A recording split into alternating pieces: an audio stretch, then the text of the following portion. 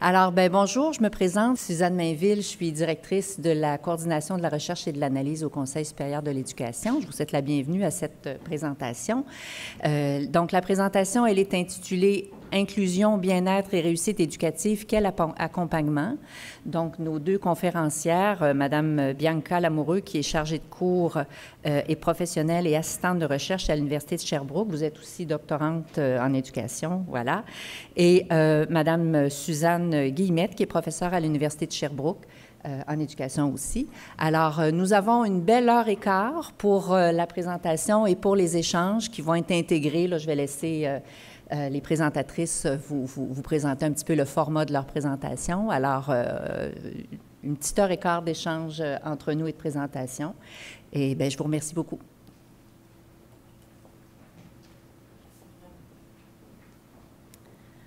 Merci pour la présentation. Est-ce que vous m'entendez bien? Oui? Alors, il nous manque également notre collègue Andréane Gélinas-Proulx qui n'a pu se présenter aujourd'hui, mais qui a fortement contribué à la présentation d'aujourd'hui. Alors, tout au long de la présentation d'aujourd'hui, il y a des moments où est-ce qu'on nous aurons des interactions avec vous par l'entremise de la plateforme WooClap. Alors, au moment opportun, on vous expliquera comment cela fonctionnera. Et ce qui fait qu'on va avoir une période de questions un peu plus petite, mais on va essayer tout de même de garder du temps pour pouvoir échanger. Dans tous les cas, vous pouvez communiquer avec nous par la suite pour qu'on puisse prolonger et poursuivre les échanges selon vos besoins ou vos interrogations. Ça va nous faire plaisir de poursuivre avec vous. Alors, sans plus attendre, vous remarquerez dans la présentation que nous utilisons la nouvelle orthographe, qui n'est plus si nouvelle, et que notre présentation est protégée par la licence de Creative Commons, c'est-à-dire que nous sommes à l'aise à ce que vous la partagiez dans son intégralité actuelle et en attribuant les crédits aux personnes autrices. Donc, on vous fait une proposition là, pour la citation de la présentation également. Alors aujourd'hui, on parle des défis, entre autres, liés à l'équité, à l'inclusion, au bien-être, dans une perspective d'atteinte de la réussite éducative et du bien-être. Ce qu'on vous propose, en fait, c'est une présentation qui s'est appuyée sur une réflexion. On a pris le temps de s'asseoir ensemble à l'étude de plusieurs travaux de recherche, mais aussi de la littérature et d'expériences terrain, en se questionnant autour de ces concepts-là, de ces réalités-là dans les milieux, des différents phénomènes qui sont sous-jacents en s'appuyant, entre autres, sur des travaux en lien avec le bien-être en contexte de diversité, des travaux en lien avec l'équité puis l'inclusion, les défis et les visées de réussite et de bien-être, entre autres émanant de mes différents travaux de recherche. La principale question à laquelle on souhaitait répondre aujourd'hui, en mettant la table, ce ne sera pas peut-être pas suffisamment approfondi pour certaines personnes ou inspirant pour d'autres, c'est quel est l'accompagnement qu'on doit dispenser pour assurer l'équité puis l'inclusion, ainsi que la réussite éducative et le bien-être en milieu éducatif. Quel est l'accompagnement que les personnes accompagnatrices doivent recevoir ou s'assurer de vivre pour être capables de soutenir les autres personnes leaders? Lorsqu'on parle des personnes leaders ou de leadership, ce n'est pas au regard d'une fonction en particulier, c'est tant au regard des personnes qui ont des fonctions formelles de gestion qu'au regard des autres personnes de la communauté éducative qui ont aussi un leadership à déployer parce qu'elles contribuent à la communauté éducative et à la société.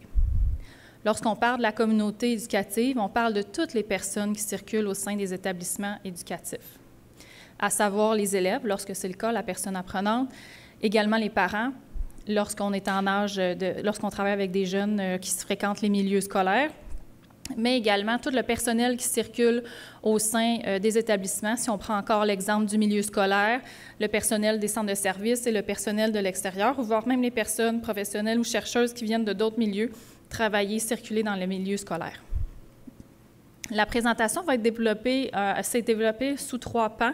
Donc, le premier, c'est avant de parler de l'accompagnement, il faut savoir c'est quoi les défis et les phénomènes auxquels on veut répondre. Donc, c'est quoi la problématique de changement liée à l'équité, l'inclusion de la diversité, ainsi que le bien-être en éducation. Ensuite, on va aller regarder ensemble c'est quoi le profil des personnes qui sont leaders de ces changements-là, qui soutiennent le bien-être et la réussite éducative. Vous verrez à travers la présentation du profil de ces personnes-là, leaders-là, le filigrane de l'accompagnement qui reste toujours présent en trame de fond. Pour finalement terminer avec quelques recommandations générales de ce qui se fait en ce moment en accompagnement pour soutenir les visées de réussite éducative et de bien-être. C'est ce qui vous est proposé pour la prochaine heure.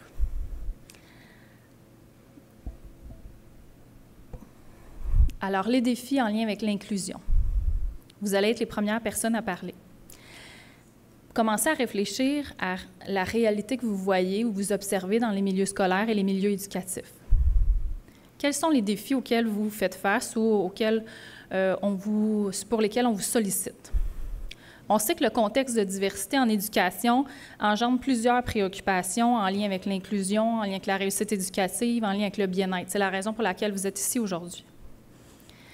Lorsqu'on regarde la littérature, ce qu'on entend, et quand je parle de littérature, c'est autant au niveau empirique, dans ce qui se fait dans vos milieux, que au niveau de la littérature théorisée, de la pratique, et les éléments plus théoriques qui peuvent être recensés.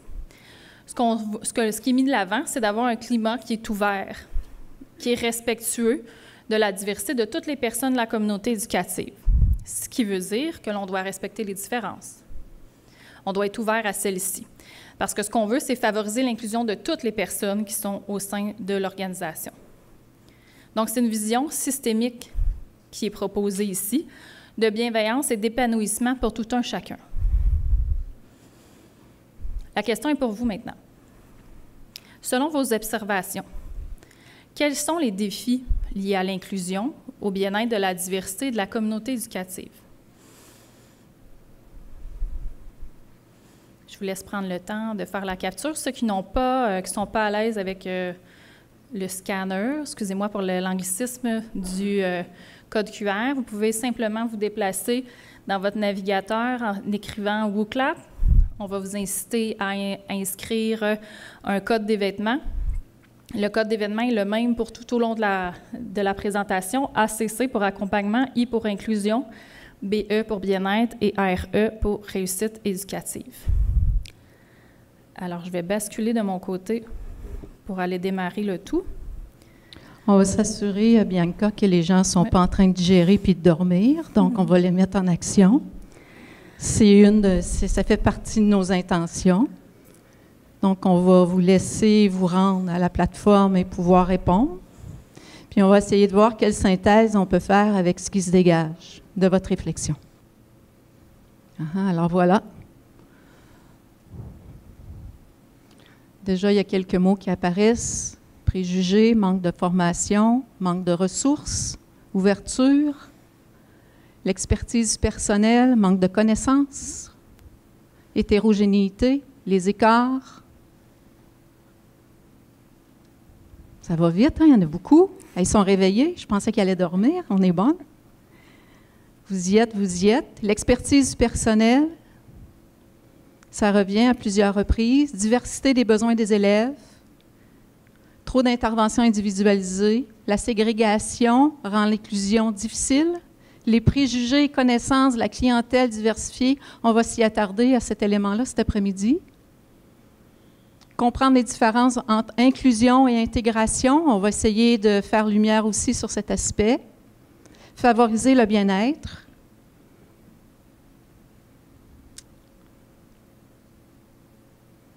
Bien définir les enjeux, on va y revenir aussi.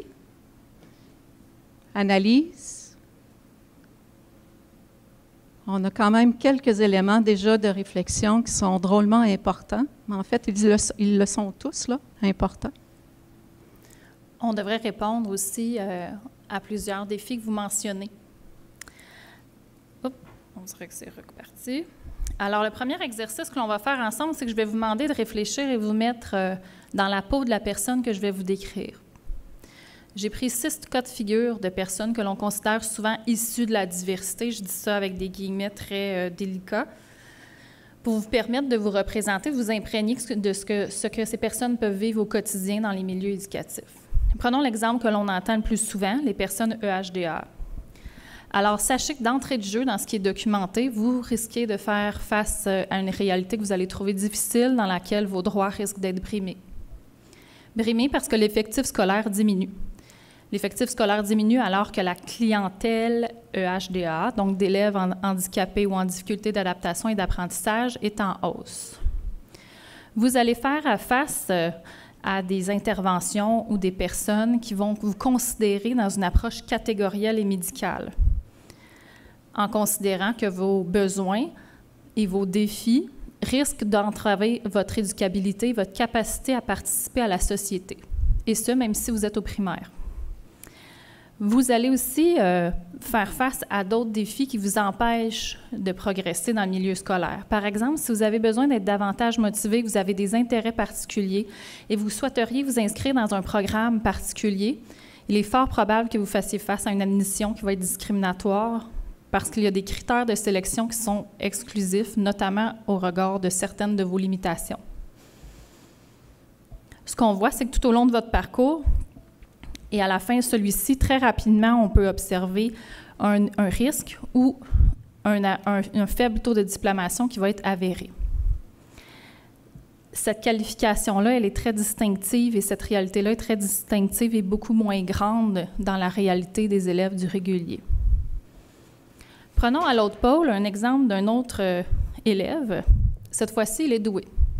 Vous êtes une personne qui a un profil de douance. Et dans le milieu scolaire, ce qui risque d'arriver, c'est que vous allez faire face à des croyances stéréotypées. Des croyances stéréotypées qui vont avoir une incidence négative sur votre identification, à savoir que ce sera difficile d'identifier votre profil et probablement que l'enseignement sera peu ou pas différencié au regard de vos besoins, de vos capacités, de vos limites. Ce qui veut dire que au regard de votre développement personnel, vous allez vivre un développement social et scolaire qui ne sera pas optimal pour vous. Votre famille est votre principal facteur de protection. Ils connaissent bien vos besoins, mais lorsqu'ils arrivent dans l'école, ils vont faire face à plusieurs défis de communication. Malheureusement, ils vont faire face à du déni, à certains moments de l'incrédulité et plusieurs préjugés. Ce qu'on a réussi à documenter, c'est que dès le secondaire, probablement qu'en raison de la sous-performance que vous allez vivre ou que le milieu scolaire va vous amener à vivre, vous allez présenter plusieurs formes d'échecs.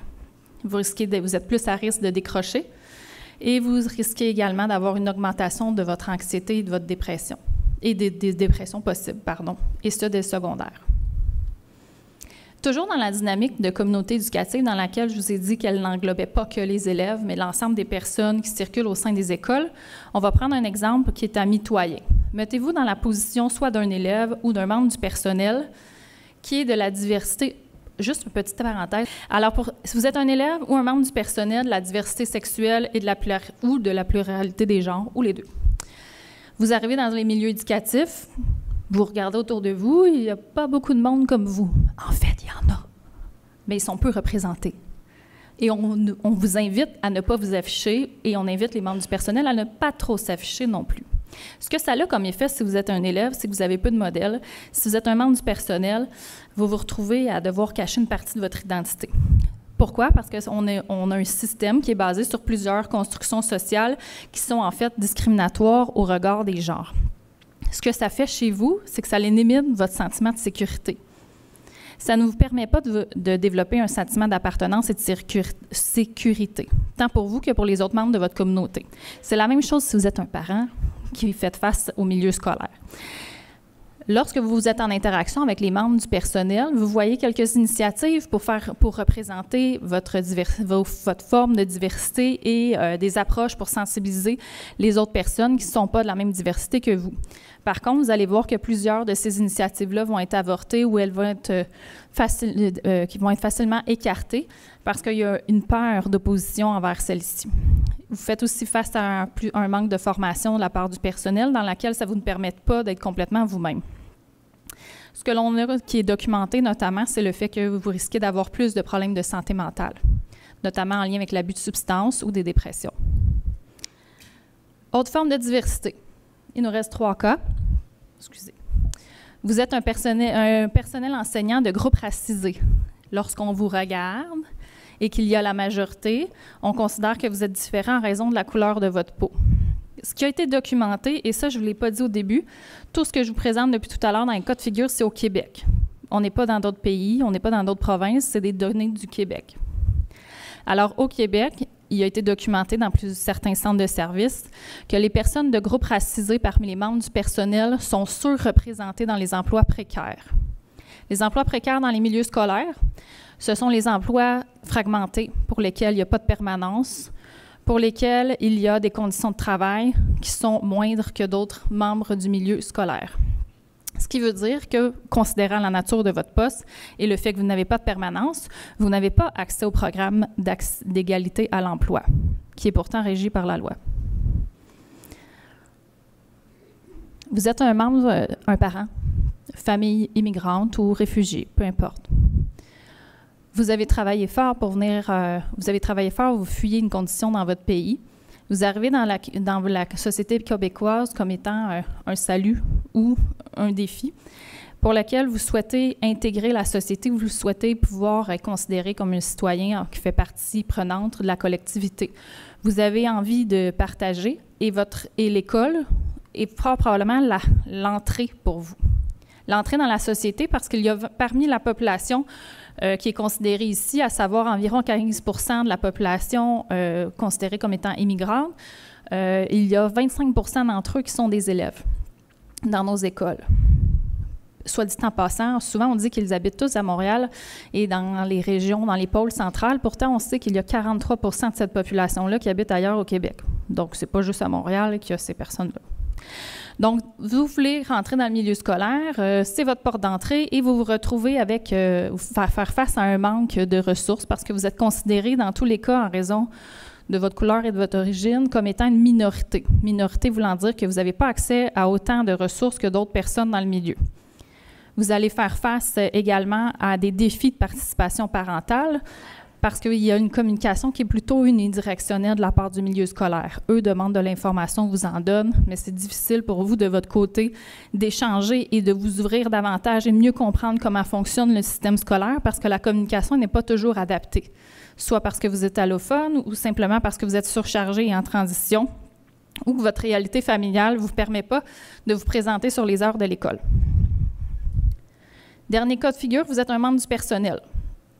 Membre du personnel qui a été formé à l'étranger, en France, en Suisse, dans les milieux au Mexique, peu importe.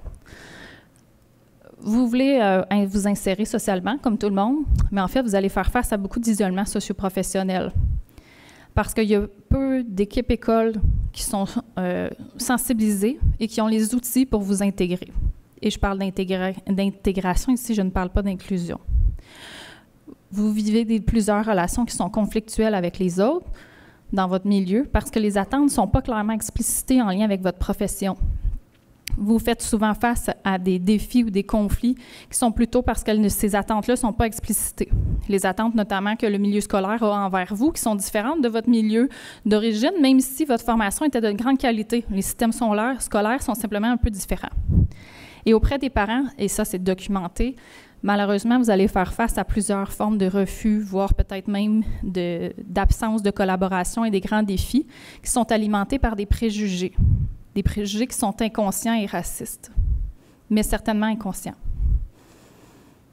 Alors, maintenant que je vous ai dressé un petit topo pour vous permettre de vous imprégner de la réalité de certaines de ces personnes-là, j'aimerais que vous retourniez dans le WOCLAP. J'aimerais que vous considériez, que vous nommiez certains synonymes qui vous sont évocateurs pour vous. Des synonymes en lien avec l'inclusion, la réussite éducative et la diversité de la communauté éducative. Alors, synonymes de bien-être, inclusion, réussite éducative et diversité de la communauté éducative.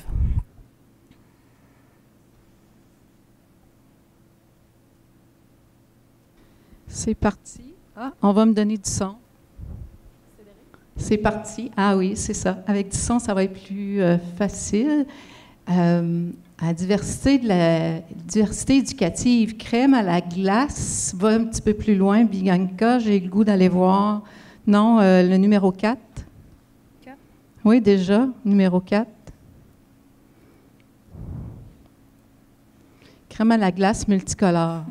C'était pour le... Oui.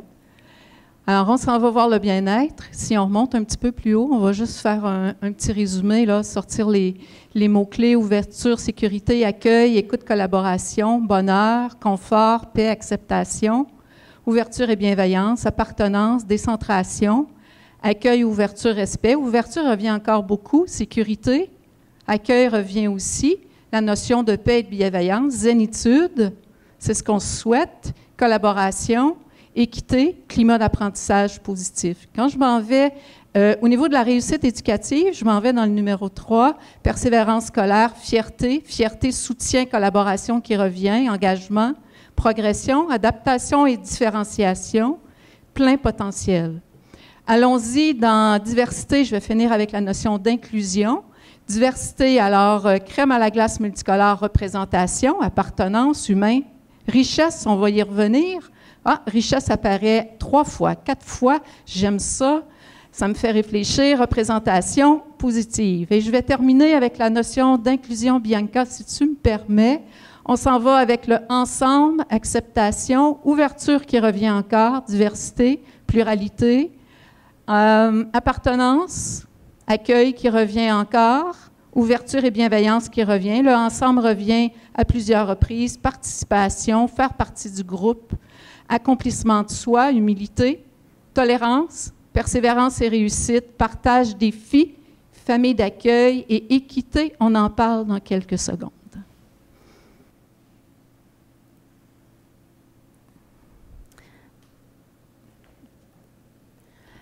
Alors, on va démystifier les liens qu'il y a entre ces concepts-ci. Tout à l'heure, j'ai nommé équité, et il n'est pas dans le titre de notre présentation pour une raison bien précise. On parle souvent d'inclusion. Excusez-moi, j'essaie de me placer. On parle souvent d'inclusion. On parle souvent un peu moins de diversité. On parle moins souvent d'équité. Le problème, c'est que si on parle d'inclusion au regard de la diversité, ce qu'on fait en ce moment souvent, c'est qu'on parle de la diversité intragroupe, la diversité du groupe dominant. Si vous vous regardez, je vous invite à vous tourner vers votre voisin. Nous sommes tous des personnes issues de la classe dominante, nous sommes tous des Blancs. La diversité culturelle, la diversité linguistique, les autres formes de diversité sont peu représentées dans notre milieu. Plusieurs formes le sont, mais pas d'autres. Alors, lorsqu'on parle de la diversité, il faut considérer que c'est la singularité humaine. Est-ce que je vais prendre le micro, Cédric?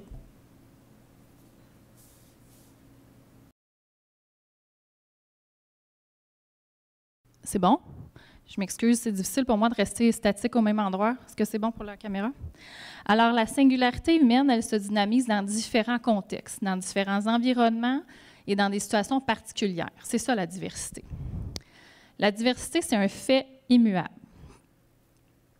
Ce n'est pas un problème, si on le sait, on essaie d'éviter que ce soit un problème. Ce n'est pas une richesse. La raison pour laquelle la diversité, ce n'est pas une richesse, c'est parce qu'il y a plusieurs formes de diversité qu'on ne veut pas qu'elles soient perpétuées. Les personnes qui vivent sous le seuil de la pauvreté, on ne veut pas qu'elles continuent à être dans ces situations-là. Ce n'est pas une forme de diversité qu'on veut maintenir pour elles. La diversité, en fait, ce qui est important à retenir, c'est que c'est ce que l'on en fait qui peut être problématique. La diversité, elle existe, elle est là. Elle fait partie de l'identité des gens. On est tous différents. Lorsqu'on ne considère pas cet enjeu-là, on peut nuire à la participation citoyenne des personnes. La raison étant parce que entre autres, dans notre cas, on fait partie du groupe dominant. Il y a plusieurs personnes qui sont minorisées. Elles ne sont pas nécessairement minoritaires, elles ne sont pas nécessairement dans un groupe moins nombreuses, mais elles n'ont pas accès aux mêmes ressources ni aux mêmes privilèges que le groupe dominant. Par ailleurs, ou non pas par ailleurs, en conséquence, elles sont souvent infériorisées, dévalorisées, exclues, discriminées de l'ensemble de la société parce qu'elles n'ont pas accès aux mêmes opportunités puis aux mêmes privilèges. Là, vous allez me dire, Bianca, t'es donc bien activiste. En fait, l'inclusion m'a toujours intéressée dans la vie jusqu'à ce que je réalise cet élément-là. Et c'est là souvent où le bas blesse et c'est là souvent où est-ce qu'on n'arrive pas à atteindre nos visées d'inclusion. Parce qu'on ne considère pas les enjeux liés à la diversité. Pardon. Parmi les enjeux liés à la diversité, pour atteindre une réelle inclusion, il faut considérer les enjeux de justice sociale. Ce que l'on veut, c'est miser sur l'équité. L'équité, c'est le moyen pour atteindre la justice sociale.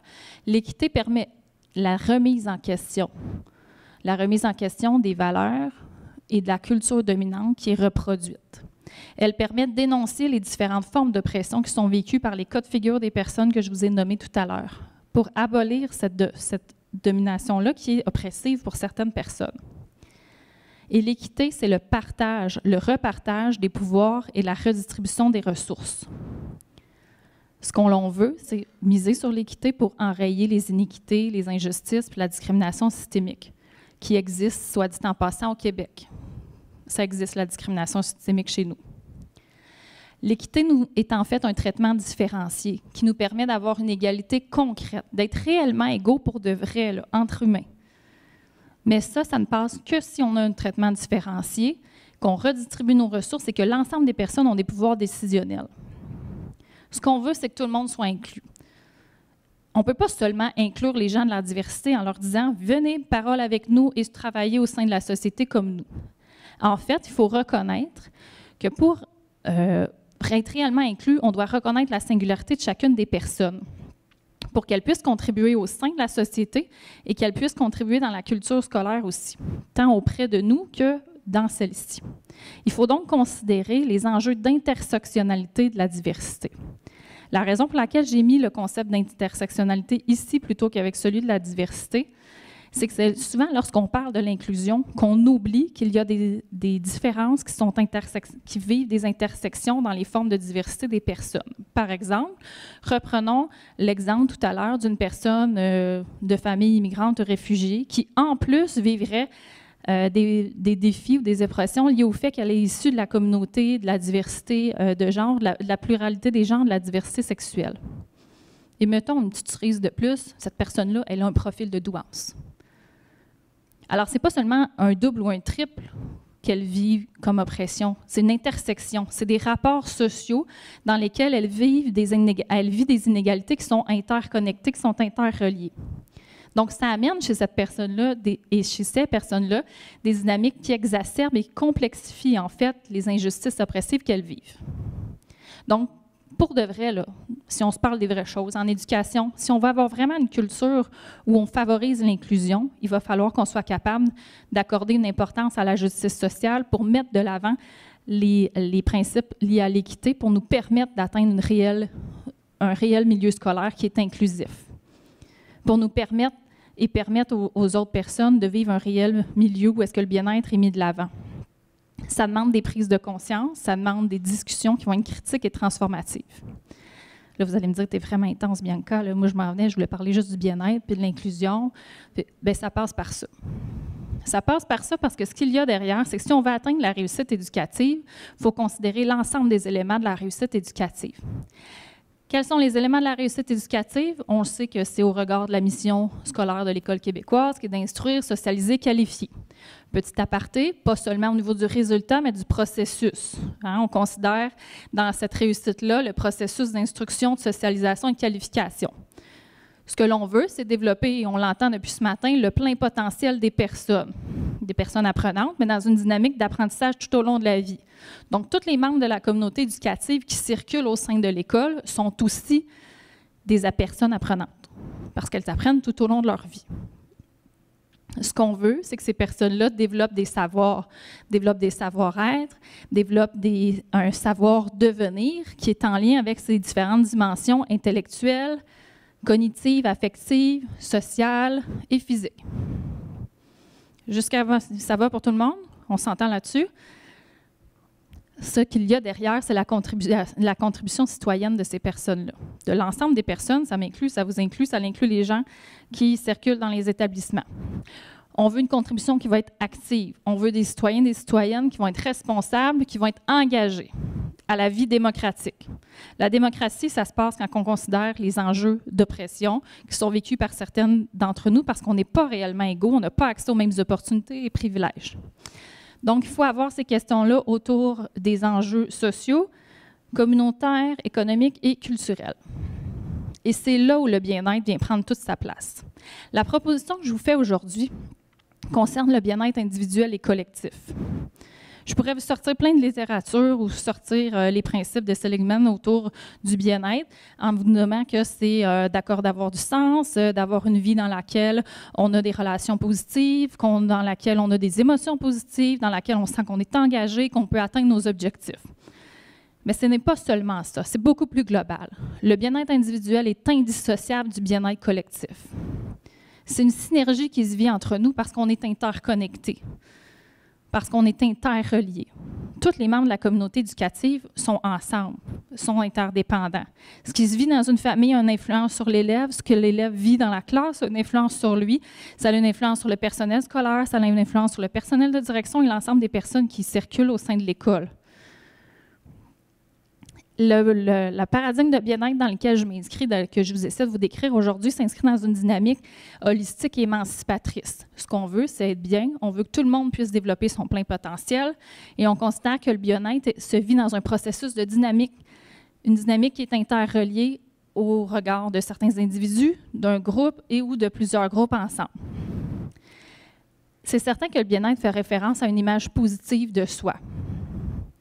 L'image positive de soi en lien avec les dimensions mentales, physiques, spirituelles et émotionnelles de l'être. Et chacun des êtres, dans leur globalité, sont en interrelation aussi.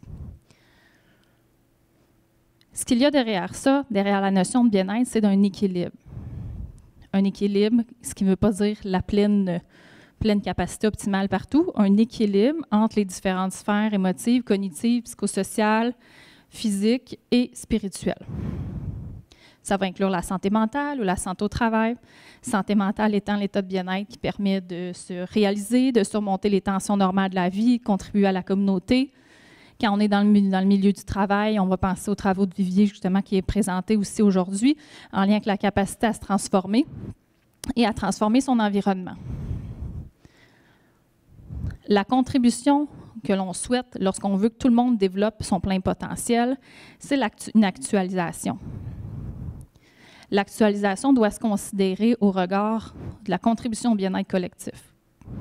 C'est interdépendant. On ne peut pas se dire que je vais développer mon plein potentiel, mais que ça va nuire aux voisins à côté. Ça ne fonctionne pas, ça. On n'est pas dans une dynamique inclusive quand on fait ça. Ça veut dire qu'il faut accorder une préséance à l'équilibre entre le bien individuel et le bien commun.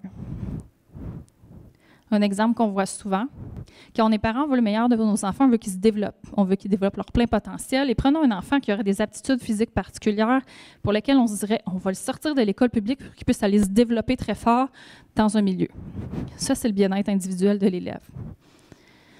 En sortant l'élève du milieu public, ce que ça fait, c'est que ça l'effrite la réalité puis le milieu scolaire régulier. On va se retrouver avec un déséquilibre au niveau du bien-être collectif dans ce milieu-là. Donc, on doit avoir quand même une réflexion profonde autour de cette réalité-là. On crée plusieurs injustices dans notre milieu, puis on veut assurer le bien-être individuel et collectif. Il faut avoir ces discussions-là entre nous parce que l'accomplissement et la réussite dans une dynamique de bien-être individuel et collectif est interrelié et s'appuie sur l'authenticité de chacune des personnes où est-ce qu'elles contribuent avec leurs forces et avec leurs forces qui sont en développement dans le devenir pour atteindre un épanouissement qui va être individuel et collectif.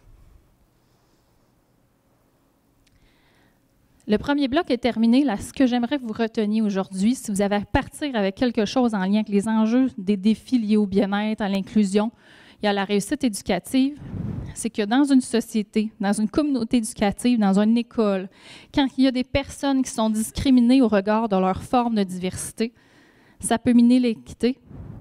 Fort probablement que ça va complexifier l'inclusion et par ricochet, ça risque de nuire à la réussite éducative et ultimement au bien-être individuel et collectif. Donc, on doit miser sur l'équité pour l'inclusion.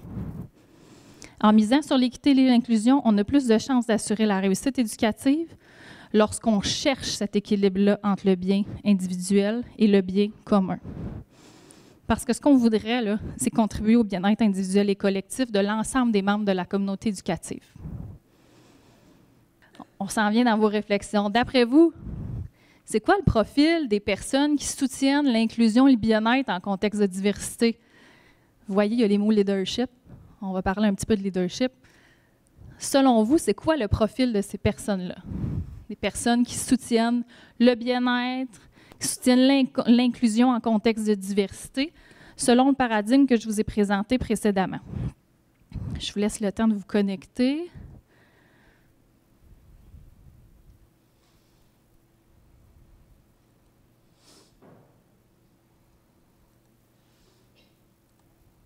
Quelques mots-clés. Allez-y avec ce qui ressort, selon vous, le profil de ces personnes leaders-là. Rappelons-nous qu'on a dit que ce n'est pas des personnes leaders qui ont nécessairement un pouvoir formel. On s'en va dans les nuages. On va vous laisser placer vos idées. On va voir ce qui va ressortir en primeur. On va permettre à Bianca de prendre une grande respiration. Là, on voit, hein, Bianca, ouverture qui revient encore, mais vraiment là, en plein milieu. Évidemment, bienveillance qui est là. Un agent de changement, l'humilité qui revient, courageux, courageuse. On va parler de conversation courageuse tantôt. Performant, honnête, proactif, adaptabilité, notion d'adaptation telle qu'on l'a vu ce matin. Ascendance sur le soi, communiquer, convaincu, déjà une personne équilibrée. Je ne sais pas si ça c'est toi ou c'est moi, mais bon. Curiosité, visionnaire, humain, des gens ouverts et flexibles. Reste encore quelques secondes. On arrête avec, je vais sortir les 4-5 grands mots pour te guider, Bianca. Ouverture, bienveillance, curiosité, empathie, agent de changement, flexible, écoute, communication. Puis, il y en a un tout petit, mais je l'aime, je vais le nommer, humble. Alors, la raison pour laquelle on parle de leader et qu'on ne parle pas de certaines compétences en particulier ou un certain profil avec des caractéristiques particulières, c'est que le leadership, en fait, il y a une incidence sur la culture des milieux. Il y a une incidence sur les objectifs de travail parce qu'il nous permet de les influencer, sur les stratégies d'un groupe, influencer les acteurs de l'organisation pour implanter différentes stratégies et influencer le fonctionnement et même l'identité d'un groupe. Ce qui veut dire qu'il y a eu une transformation individuelle qui s'est faite, une transformation organisationnelle et possiblement, souhaitons-le, une transformation sociale. Donc, le leadership est reconnu comme étant un incontournable, en fait, pour mobiliser les ressources, les changements, les développements et maintenir le développement professionnel des membres du milieu et pour maintenir des pratiques qui vont être innovantes, notamment aussi en établissant des partenariats. Le leadership, quand on regarde la littérature en lien avec le bien-être puis l'inclusion, en fait, c'est qu'on réalise que lorsqu'on partage le leadership, ça se reflète dans les structures organisationnelles d'un milieu, par exemple, d'une école ou d'un centre de service. Ça finit par avoir un effet positif sur la réussite, les pratiques éducatives en lien avec le soutien à un climat scolaire qui va être inclusif, bienveillant et ouvert. L'engagement et le leadership des membres de la communauté éducative sont aussi des facteurs qui facilitent, qui initient la préparation, la réalisation puis l'intégration des changements, puis ça, on va en reparler un petit peu tout à l'heure, en faveur de l'inclusion et de la réussite. Parmi la littérature, il y a eu une recension qui a été faite en lien avec le bien-être en contexte de diversité, qui a recensé en contexte de gestion organisationnelle plusieurs formes de leadership, dont les leaderships transformationnels, les formes de leadership collaboratif, les différentes formes de leadership plus axées sur le changement ou leadership par le milieu. Et les membres du collectif de l'ouvrage ont réalisé que le leadership inclusif et le leadership transformatif étaient ceux qui, en contexte de diversité, de réussite éducative et de bien-être risquaient d'être les plus porteurs. L'analyse de ceux-ci a aussi amené à cerner quels étaient les autres styles de leadership qui étaient inclus. Somme toute, ce qu'il y a à retenir, c'est que le leadership inclusif promouvoit les valeurs inclusives, ça va de soi dans le nom, on l'entend bien, mais il est documenté en éducation, plus précisément en lien avec la réussite et l'inclusion des élèves. Tandis que le leadership transformatif, de l'autre côté pour vous, résiste plutôt aux pressions qui mènent à la ségrégation et à l'exclusion des personnes différentes. Oui, la justice sociale est derrière et l'atteinte de l'équité et d'une qualité de vie. C'est ce qui est souhaité par ces formes de leadership-là. On est dans une dynamique pour renforcer la démocratie, la citoyenneté et la responsabilité civique. Et ce, au regard de toute la communauté éducative. Ce que moi, je vous propose dans mes travaux de recherche, c'est de fusionner ces deux formes de leadership-là pour atteindre une réelle équité et inclusion de l'ensemble de la communauté éducative. Dans mes études doctorales, il y a certains résultats qui sont en train d'émerger, que vous allez voir dans les prochaines diapositives qui apparaissent en orange. Alors, ce que vous voyez à l'écran, c'est une image en 2 dimensions qui devrait être en 3D, comme étant une sphère. Une sphère dans laquelle vous avez un noyau qui est les attitudes, les valeurs, puis les compétences intra- et interpersonnelles des leaders qui sont inclusifs et transformatifs. La coquille représente les valeurs et les principes de ces personnes-là. Puis la chair, l'intérieur, se divise en 2 sphères, à savoir la formation et l'accompagnement en lien avec l'équité et l'inclusion, puis la mise en œuvre des pratiques et la régulation des actions en faveur de l'équité et de l'inclusion. Donc, ce qui vient relier les attitudes, les valeurs, c'est l'enracinement dans la promotion de l'équité et de l'inclusion qui vient se décliner dans le fond de la sphère. Ça s'en vient, l'image, elle arrive en 3D, là, mais ce n'est pas terminé encore. Alors, dans cette visée-là, on va aller décortiquer chacun des éléments de ces formes de leadership. D'abord, évidemment, justice sociale, équité, démocratie et inclusion pour toutes les personnes qui circulent au sein de la communauté éducative ont préséance. Les principes sont principalement le combat des inéquités et de l'exclusion en faveur du respect des droits des personnes et surtout en considérant les enjeux qui sont vécus par les personnes de groupes minorisés. Parce que la personne qui est leader inclusive et transformative a la conviction que chacune des personnes peuvent apprendre tout au long de la vie. Puis la visée ultime, c'est d'assurer un bien-être individuel et collectif. C'est un passage obligé. Parmi les attitudes qu'on va voir, plusieurs éléments que vous avez nommés, sensibilité, bienveillance, authenticité, transparence, courage moral et activisme pour être capable de nommer les défis qu'on a nommés tout à l'heure, respect, empathie. Dans les compétences intrapersonnelles, il y a toute la connaissance de soi, le fort sentiment d'efficacité personnelle et surtout la saine gestion des conflits puis des résistances.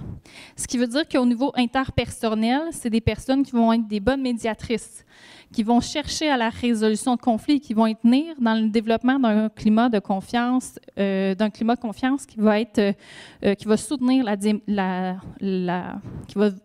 la diplomatie. Excusez-moi. Derrière tout ça, dans les résultats de recherche, ce qui ressort, c'est toutes les compétences socio-émotionnelles. Hein. Bien se connaître, être capable de s'autogérer, la conscience sociale, prise de décision responsable. Donc, la sphère, l'intérieur, la sphère de la formation et de l'accompagnement de ces leaders-là, inclusifs et transformatifs, est très importante et indissociable pour eux dans leur pratique personnelle, dans leur vie personnelle et dans leur pratique professionnelle. Donc, ils vont faire des formations d'accompagnement en lien avec les besoins diversifiés, les lois, les encadrements légaux, et ils vont le faire dans une dynamique de réflexivité et de collaboration continue pour adopter et améliorer des pratiques s'ajuster. C'est dans ces rencontres-là et dans ces échanges-là formels et informels qui vont vous soutenir la déconstruction et la reconstruction des cadres de référence, en abordant plus particulièrement les biais, les préjugés inconscients, et ils vont se responsabiliser par rapport à leurs privilèges. Vous vous souvenez, tout à l'heure, on a parlé privilèges, opportunités de personnes, notamment les personnes de couleur blanche. Donc, de prendre le temps d'avoir ces espaces-là de dialogue. Le tout dans un climat bienveillant, ouvert et respectueux à la diversité des personnes, en accordant une attention particulière aux tensions liées à l'intersectionnalité qu'on a nommées tout à l'heure. Comment est-ce qu'on met en œuvre les actions? Comment est-ce qu'on régule les actions dans un contexte d'équité, d'inclusion, dans une visée à long terme de bien-être? C'est simple, il faut d'abord être cohérent. Hein? Donc, il faut être cohérent dans des mécanismes de collaboration et de régulation des actions qui vont être équitables. Il faut réaménager les lieux, redistribuer les pouvoirs puis les ressources.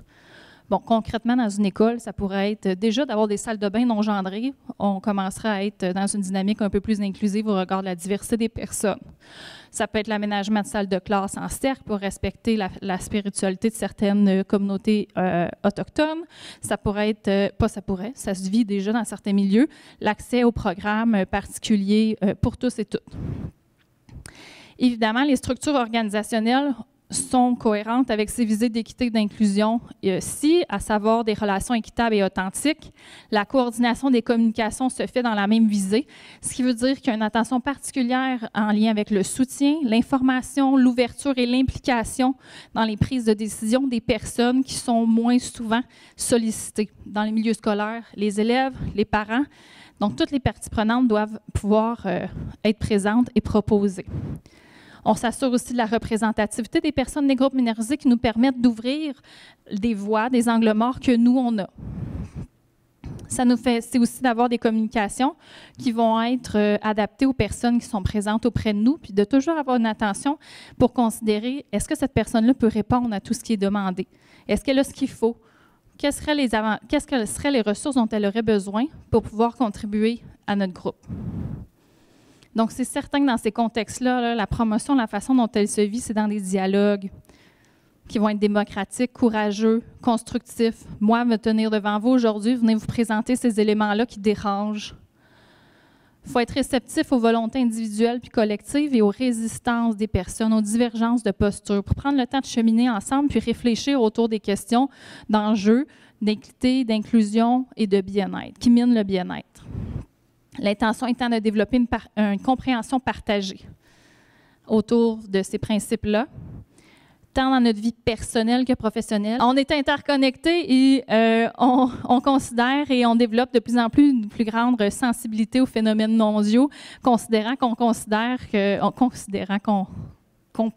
sait qu'on est interconnecté. Donc, les effets chez les personnes qui présentent ces formes de leadership-là, dans tout ce qui a été documenté, observé pour l'avoir vécu moi aussi, c'est que graduellement, on vit des changements profonds, personnels, mais ils sont aussi irréversibles. Ils sont aussi présents chez les personnes que l'on côtoie. Donc, on voit tranquillement des transformations individuelles, organisationnelles et sociétales. Toujours dans des changements qui considèrent et qui cherchent l'équilibre entre le bien individuel et le bien commun. Donc, en filigrane, on commence à voir l'accompagnement qui se dessine. D'après vous, parmi tout ce qui a été présenté dans le profil des individus, quel est l'accompagnement ou la partie, en fait, du profil de ces leaders-là, inclusifs et transformatifs, qui demanderait davantage d'accompagnement d'après vous? À quel endroit on a besoin de soutien pour développer ces formes de leadership-là? Que ce soit chez vous, auprès de vos milieux. Pour le moment, ça se partage, mais la mise en œuvre de pratiques et régulation des actions semble être une stratégie importante. Formation, accompagnement, évidemment, qui ressort.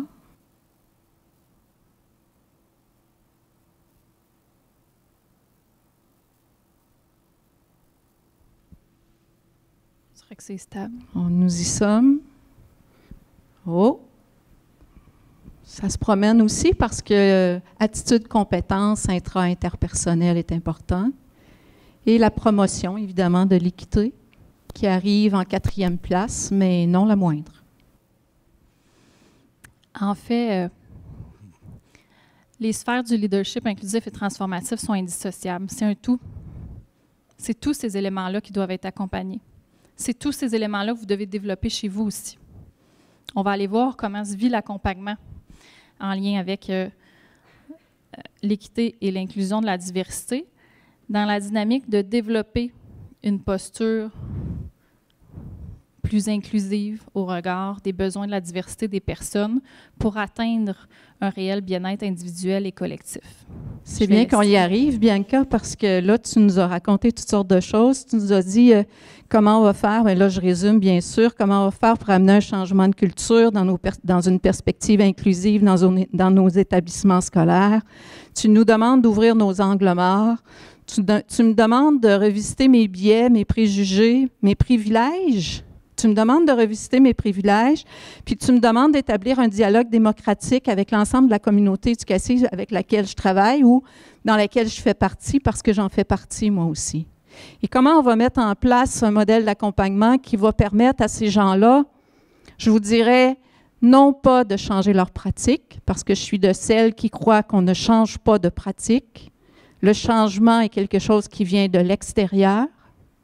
Mais comment je vais faire pour amener, d'abord, comment je vais faire pour moi-même ajuster mes pratiques et éventuellement transformer ma pratique au regard d'un changement culturel qui s'installe dans le milieu, pour ensuite soutenir l'ajustement des pratiques et la transformation des pratiques de l'ensemble de la communauté éducative.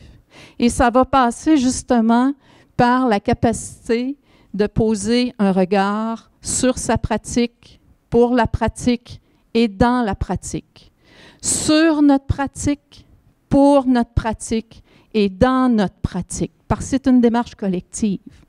Donc, revenons sur l'essence de l'accompagnement, parce que l'accompagnement, c'est un processus, une démarche. Et je vous ramène, il y a à peu près 20 ans, en 2000, il y avait un certain Le Boisdec avec d'autres auteurs qui disaient que l'accompagnement en milieu scolaire, c'était presque impossible. En 2023, on a compris que l'accompagnement en milieu scolaire, non seulement c'est possible, mais c'est nécessaire. Et que lorsqu'on se place dans une posture d'apprenance, lorsqu'on se place comme personne apprenante au sein de la communauté éducative et qu'on s'insère dans une démarche de réflexion et que cette démarche, elle est accompagnée, il y a de réelles transformations dans nos milieux. Au-delà de tout ce qu'on vient de dire, il y a énormément de belles choses qui se passent dans nos écoles parce que les gens ont pris le temps de réfléchir. Donc, l'accompagnement, c'est d'abord et avant tout une idée de se joindre à l'autre, de le soutenir ou de les soutenir, si ce sont les autres, pour favoriser le potentiel de l'un et de l'autre. Ça va tout à fait dans la même visée que ce que Bianca nous nommait tantôt lorsqu'on veut parler de perspective inclusive. C'est aussi être avec, aller vers, pour permettre à un sujet acteur à devenir un sujet auteur de son propre projet de vie. Et plus encore, Bianca, on va y aller? Ouais. Toute personne accompagnatrice doit demeurer une gardienne de la démarche pour s'assurer que cette personne sujet-auteur devient aussi une personne qui est capable de prendre une posture réflexive. S'il n'y a pas de réflexivité, il n'y a pas de transformation. S'il y a réflexion, il peut y avoir ajustement. Et déjà, s'il y a réflexion et ajustement de pratique, c'est déjà énorme. Si vous êtes dans un milieu où vous êtes en mesure de vous asseoir et réfléchir ensemble pour ajuster vos pratiques, vous êtes déjà sur le bon chemin. Or, c'est un processus qui est synergique, dynamique entre la personne accompagnée et la personne accompagnatrice. Et normalement, dans un collectif, à un moment donné, tout le monde est accompagné, tout le monde est accompagnateur. À tour de rôle, on peut prendre la posture de la personne accompagnatrice. À tour de rôle, on est accompagné par nos collègues. Ça nous oblige à voir la réalité de notre milieu sous l'angle de l'intelligence de la situation. C'est vrai qu'il y a des pratiques probantes. C'est vrai qu'il y a des éléments qu'on doit tenir en compte, mais un peu comme le disait ce matin la dame dans la conférence d'ouverture, je peux mettre un diagnostic, mais si je ne prends pas le temps de connaître à qui je parle, avec qui je parle, qui sont les personnes qui sont devant moi, qui sommes-nous comme membres d'équipe, comme membres de la communauté éducative, comment se joue l'interrelation et l'interconnexion dont Bianca nous parle depuis tantôt, comment ça se joue, quels sont les espaces de dialogue, quel respect est instauré au sein du groupe pour pouvoir réfléchir ensemble sur les vraies dimensions de l'inclusion scolaire, donc d'être capable de lire la situation avec intelligence. Donc, quelle est la différence entre changement, ajustement ou transformation, ou comment peut-on y arriver? Dans les divers travaux de recherche que j'ai faits sur l'accompagnement en milieu scolaire, ce qui se dégage, c'est d'abord et avant tout un changement, ça vient de l'extérieur. Changer une culture éducative vers une culture éducative inclusive. Puis pour vous rendre l'explication un peu plus simple, je vais prendre quelque chose qui nous est arrivé il n'y a pas si longtemps, la pandémie. Je ne le sais pas pour vous autres, là, mais moi, je ne l'avais pas demandé. Il n'y a personne qui l'avait demandé, mais il est arrivé. c'est un changement imposé dans notre vie, venant de l'extérieur. J'ai dû, par contre, m'adapter. On a parlé d'adaptation ce matin dans la conférence d'ouverture. J'ai dû me repositionner. J'ai dû réfléchir à quelles étaient les ressources que je possédais pour mieux répondre, par exemple, à mon engagement professionnel. Nous avons fermé les écoles, nous avons réouvert les écoles à distance et rapidement, le personnel en milieu scolaire a dû ajuster ses pratiques. Il n'a pas tout changé, mais il a été obligé de se questionner et de dire comment je vais faire autrement. Quelle est la situation? Quelles sont les ressources que je possède en termes de stratégie, de connaissances, de cadre de référence, de personnes ressources? Cet après-midi, je n'aurais pas pu faire cette communication-là sans l'aide de Bianca. Bianca a des compétences techno-pédago que je ne possède pas. Mais avec elle, on forme une équipe qui me permet de faire cette réflexion avec vous cet après-midi. Donc, qui sont les personnes autour de moi comme ressources? Qui sommes-nous? Comment pouvons-nous nous mobiliser? Et comment pouvons-nous ajuster nos pratiques? En posant un regard sur la situation, sur la mobilisation de ces ressources-là et aussi sur notre pratique. Donc, sur notre pratique pendant que ça se passe, sur la pratique, une fois que la pratique a eu lieu puis qu'on a appris de nos erreurs ou on regarde ce qui a bien fonctionné puis on va continuer de l'avant. Dans la pratique, pendant que ça se passe, est-ce que je suis déjà capable d'ajuster ma pratique? Et pour la pratique, dans la planification à venir, dans les prospectives à venir au sein de mon milieu scolaire ou au sein de la communauté éducative. Je pourrais alors ajuster ma pratique. Je vais pouvoir transformer ma pratique dans la mesure où je transforme mes schèmes de référence, que Bourdieu appellerait mon habitus. Ce que Charlier va appeler ma grammaire du monde. Qu'est-ce qui m'habite? Quelles sont mes valeurs par rapport à l'inclusion, par rapport à la notion de diversité, par rapport à la notion d'équité? Comment je me positionne dans cette interrelation-là pour soutenir le développement d'une culture inclusive? Quels sont mes biais? Quels sont mes préjugés?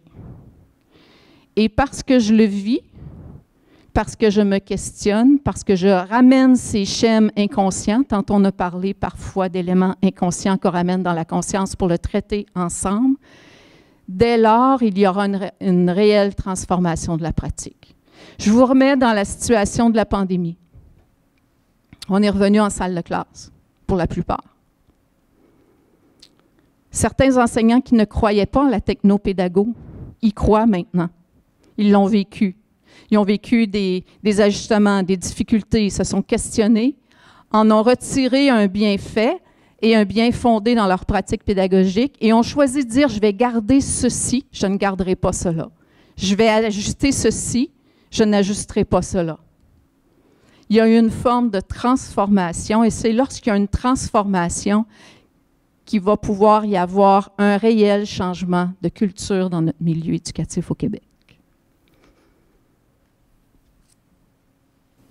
Merci, Suzanne. Tu as pris ta pause, fait que je te redonne la parole. Alors, l'accompagnement, c'est important. L'accompagnement, quand on regarde la littérature, ce qu'elle nous dit de ce qui se passe dans les milieux chez les personnes qui accompagnent en lien avec le bien-être, on voit des concepts qui sont croisés avec ce qu'on a vu tout à l'heure dans le profil des individus.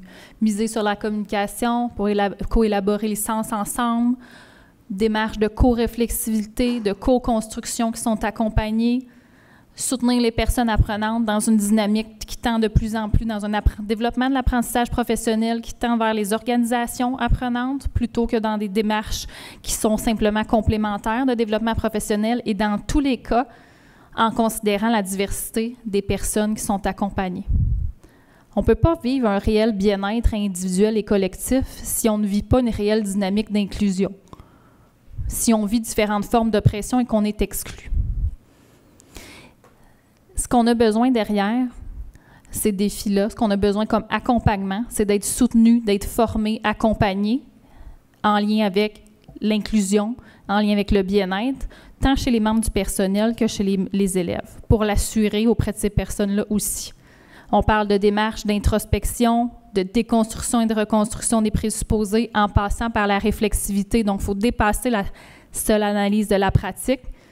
Il faut s'inscrire dans la reconnaissance des résistances pour avoir des discussions collectives qui vont être critiques, qui vont nous permettre de cheminer ensemble. Et surtout, il faut s'appuyer sur les connaissances que l'on a en andragogie, donc l'apprentissage adulte et l'accompagnement de ces personnes-là au regard du bien-être. Lorsque j'ai souhaité développer le leadership inclusif et transformatif des leaders, j'ai réalisé qu'il y a déjà plein de contenus dans la littérature, dans les ouvrages, de ce qui se fait dans la pratique, qui sont déjà présents. Alors, j'ai essayé de développer des construits conceptuels des différents produits d'accompagnement qui reprenaient 3 éléments en lien avec l'équité, l'inclusion de la diversité, le leadership inclusif et transformatif dans une visée de bien-être individuel et collectif, et l'accompagnement pour soutenir ces éléments-là. Ce qui est ressorti avec les leaders, c'est qu'ils ont besoin, donc soit les leaders que vous allez accompagner ou vous comme personne leader inclusive et transformative, vous avez besoin de partir de situations réelles. Des situations réelles pour développer des pratiques, des outils, des stratégies qui vont être pratico-pratiques.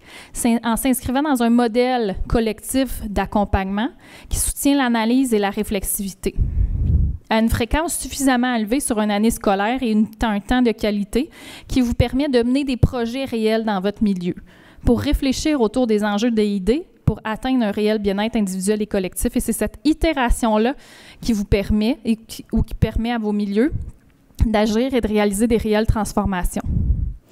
Parmi tout ce qui existe, je me suis entre autres appuyée sur les travaux de Suzanne en lien avec l'accompagnement, en permettant de circonscrire et de développer un projet professionnel d'intervention dans lequel est inséré des facteurs qui sont facilitants en lien avec l'inclusion et surtout des questions très impertinentes et intéressantes pour aborder les enjeux critiques autour de l'équité et de l'inclusion. C'est mes collègues de l'OFDE qui ont fourni de boîte à outils autour de ces questions-ci. Donc, pour terminer, il nous reste 3 diapos et ce seraient les seuls à retenir, à mon sens, pour aujourd'hui. Si vous êtes une personne ou si vous voulez être une personne leader accompagnatrice ou si vous souhaitez développer des personnes leaders accompagnatrices dans votre milieu, ça l'engage d'avoir des savoirs et des savoir-faire très particuliers pour soutenir l'introspection et la réflexivité. Donc, des savoirs en lien avec l'accompagnement. Ça demande aussi des savoirs qui sont en lien avec l'inclusion, donc l'équité, pour permettre l'inclusion et le bien-être de la communauté éducative. Mais ce n'est pas suffisant. C'est indispensable d'aborder nos propres préjugés, d'aborder nos biens inconscients et surtout nos privilèges. Puis pour y parvenir, il faut reprendre le temps de regarder, d'exposer, de déplier nos différents préposés. C'est quoi nos valeurs? C'est quoi nos schémas cognitifs, affectifs, nos croyances? Et c'est ce qui va permettre de mettre en lumière les différents rapports dissimulés de pression ou de discrimination qui minent l'équité et l'inclusion dans notre milieu, qui ont un impact sur la réussite éducative et le bien-être. Seulement si on cherche constamment l'équilibre entre le bien-être, entre le bien individuel et collectif, et seulement si on s'inscrit dans une démarche de recherche d'authenticité et de laisser préséance à l'épanouissement individuel et collectif. C'est après qu'on ajuste nos pratiques, c'est après qu'on met en place différentes conditions, toujours en cherchant le bien-être individuel et collectif. Alors, le temps est déjà passé et écoulé. N'hésitez pas à nous solliciter, à relancer la discussion. On a encore quelques minutes pour les questions. Je peux être la personne représentante pour l'ensemble de l'équipe pour pouvoir discuter autour des préoccupations que vous avez en lien avec la présentation d'aujourd'hui. Mais sûrement que vous avez encore quelques questions. Je crois qu'il nous reste encore quelques minutes. Hein? Je vais casser la glace, Bianca. Je vais t'en poser une question. Par où commencer? J'ai une école, je suis dans un milieu scolaire, dans un centre de service scolaire. Comment je vais passer de l'intégration à l'inclusion? C'est une bonne question, hein? Hein? Il faut s'asseoir ensemble. Il faut s'asseoir ensemble pour adresser nos présupposés, pour prendre le temps de discuter. Mais pour y arriver, il faut faire une bonne analyse de notre milieu. Ce matin, puis Suzanne l'a repris, il faut connaître, comprendre comment sont les personnes en avant de nous. Il faut se connaître soi-même, être conscient de ces préjugés-là. Hein? Vous vous souvenez, les dernières diapos? Adresser nos présupposés, les présupposés de notre milieu. Donc, développer des espaces collaboratifs qui vont soutenir cette réflexion-là dans des climats qui vont être ouverts à la diversité, protégés. Mais en premier, là, ça passe par vous. C'est vous qui devez développer votre leadership inclusif et transformatif pour être capable d'aborder les enjeux d'intégration versus inclusion dans les milieux. Merci pour la présentation très rigoureuse, d'excellents concepts scientifiques. Merci. Je suis d'abord très heureux que vous n'ayez pas abordé la notion de paradigme. On mentionne souvent des notions de paradigme, mais ça n'a même pas été mentionné cette fois-ci. Alors, excellente nouvelle.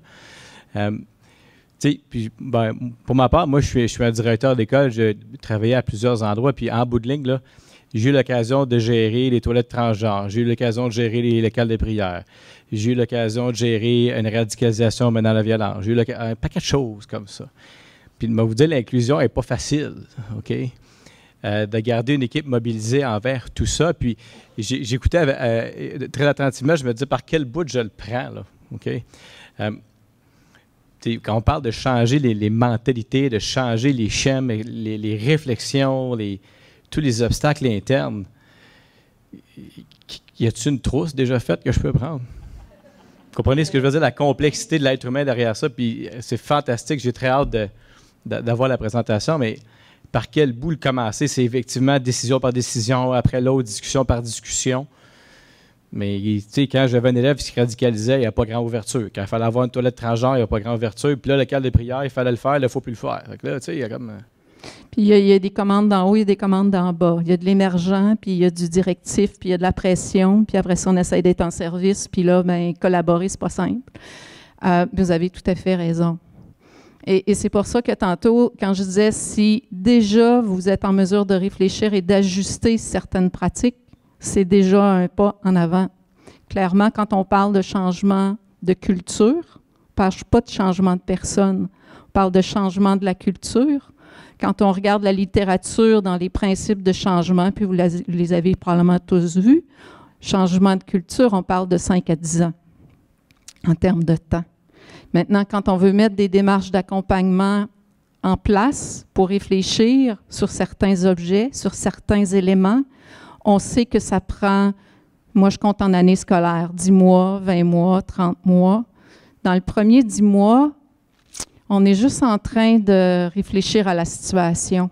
Puis à un moment donné, il va y avoir un point de bascule parce qu'on va apprendre à questionner nos pratiques, à voir comment on va mobiliser nos ressources. Puis à un moment donné, vous allez, par ricochet, réfléchir et questionner vos schèmes de référence. Si j'essaye de questionner les schèmes de référence au départ, ça ne fonctionnera pas. Puis je ne me prends pas pour un psychothérapeute. Je questionne, c'est quoi notre situation? Quelles sont les ressources que nous avons pour y répondre? Qu'est-ce que nous sommes prêts à ajuster dans cette pratique-là? C'est quoi mon intention réelle quand je change les toilettes, par exemple? C'est-tu de bien paraître? C'est-tu de répondre aux besoins d'un élève? C'est-tu de répondre à ci, à ça? Quelles sont nos intentions réelles? Puis quand vous allez questionner quelles sont nos intentions réelles, ce que les démarches d'accompagnement m'ont amené comme élément émergent de la recherche, c'est que nécessairement, on va aller re-questionner nos schèmes puis nos biais. Et ça nous oblige à accepter de prendre le temps de réfléchir, puis que ça va prendre du temps aussi à laisser reposer. Même si on disait dorénavant, demain matin, tout le monde va faire de l'inclusion scolaire, je regrette, là, ça ne se passera pas. Vous le savez, on l'a tout fait. En 90-92, comme orthopédagogue, on disait dorénavant, on fait de l'intégration, mur à mur. Non, ben non. On est des êtres humains, on l'a nommé ce matin, changement, ça fait peur, changement culturel. Ça passe par l'humain, mais ça passe par une démarche qu'il faut accepter qui va aller en spirale. Mais chaque jour, il y a peut-être une raison de réfléchir. Dans le corridor avec un intervenant, dans le bureau quand quelqu'un rentre dans le bureau pour me poser une question, en assemblée générale devant les gens parce qu'il y a tel topo qui est mis sur la table. Je vous dirais que on le dit, tantôt, la systémie est importante. C'est dans ce sens-là. On ne pense pas qu'il y a de recette magique. Puis il n'y a pas de carnet qui vous dit « voici comment faire ». C'est impensable quand on parle d'un changement culturel. On va aller réfléchir à ça. Merci. La seule petite chose qui pourrait être ajoutée dans ce que Suzanne disait, c'est qu'en fait, ce que vous avez peut-être besoin, c'est de vous être accompagné dans cette démarche-là. Puis en fait, c'est ce qui ressort des directions qui ont été accompagnées dans mon projet de recherche. Elles réalisent que leurs milieux ont besoin d'être accompagnés, mais elles aussi. Merci. Merci.